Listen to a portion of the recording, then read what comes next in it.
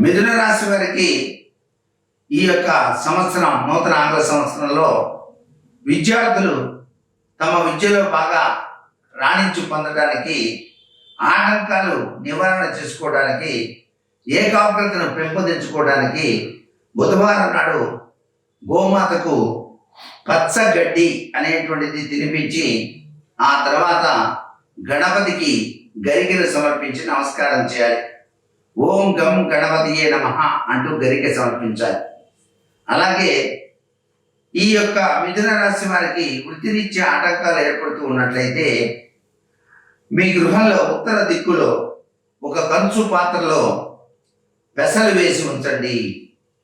అలా గనక పెసలు కనుక వేసి ఉంచినట్లయితే ధన మార్గానికి వచ్చే ఆటంకాలు తొలగిపోతాయి.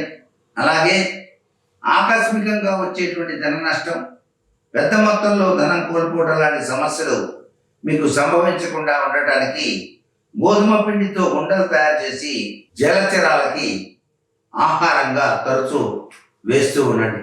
ఏదైనా మీరు నదీ తీర ప్రాంతానికి వెళ్ళినప్పుడు ఇది పాటించడం చాలా మంచిదండి. ఇలా చేస్తే మీకు ఉత్సాహం బాగా వస్తుంది, అన్ని పనులు కూడాను నిర్విఘ్నంగా నెరవేరుతాయన్నమాట. ఇకపోతే ఇవన్నీ మీరు ఆచరణలో అభ్యుదయం మీ జీవితానికి పండిన మాన్యంగా ఉండటానికి చెప్తున్నాయి. వీటిని పాటించి ధరిస్తారు కదా. సర్వే జనా సుఖినో భవంతు.